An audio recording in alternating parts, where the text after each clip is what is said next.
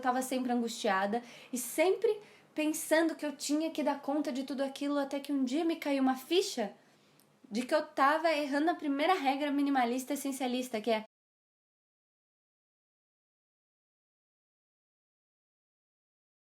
eu tinha muito claro pra mim que eu precisava de uma outra fonte de renda, porque a atriz não paga sempre as contas. Eu sou atriz, caso você não soubesse.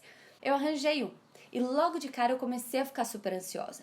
E ele se encaixava nos quadradinhos, mas eu não tava ainda me sentindo super bem com ele. E logo em seguida apareceu um outro trabalho de meio período. E ao invés de optar entre um e outro, eu falei, vou ficar com os dois, porque trabalho de meio período por trabalho de meio período, quanto mais melhor, eu sempre boto muita coisa na minha vida e eu vou ter que resolver isso.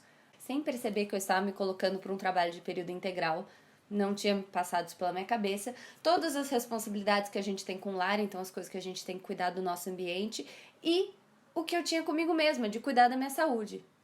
Não tinha cálculo que fechasse. Eu tentava porque eu tentava fazer a minha semana eu tá satisfeita com ela e eu tá bem comigo mesma, mas eu tava sempre angustiada e sempre pensando que eu tinha que dar conta de tudo aquilo, até que um dia me caiu uma ficha de que eu tava errando a primeira regra minimalista essencialista, que é: se você pega uma blusa no seu armário e daí você olha pra tudo que você tem, você olha pra essa blusa e pensa, se eu não tivesse ela, eu teria saído pra comprar ela? Eu estaria sentindo falta dela?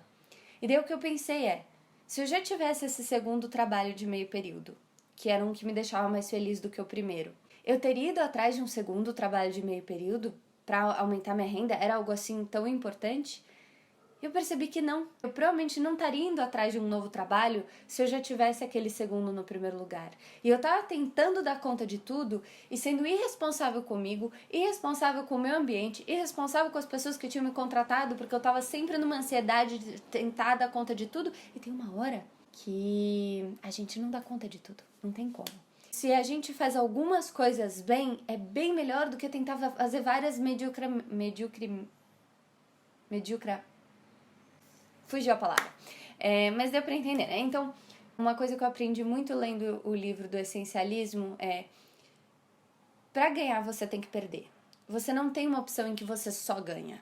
A gente se cobra demais, isso a gente sabe.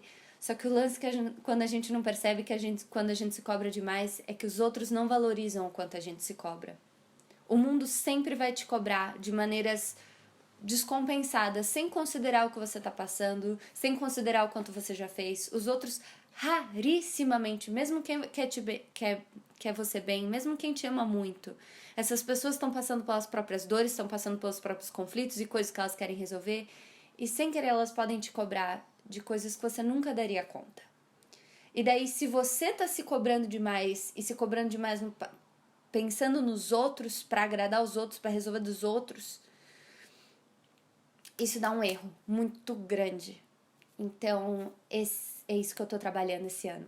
Eu percebia que sempre que eu olhava o Instagram, olha com essa coisa, percebi que eu sempre olhava pro Instagram e eu odiava os Reels que apareciam.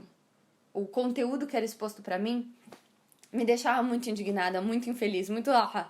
E daí eu percebi que era porque eu, de raiva, assistia até o final. E o algoritmo do Instagram falava: você gosta disso? Toma mais! E eu odiava e eu continuava consumindo aquilo até que eu percebi que eu tava dando informação errada pro algoritmo do Instagram e eu tava ficando na rede social de raiva e eles estavam me alimentando com coisas que eu não gostava. Eu tava me auto-envenenando sem perceber.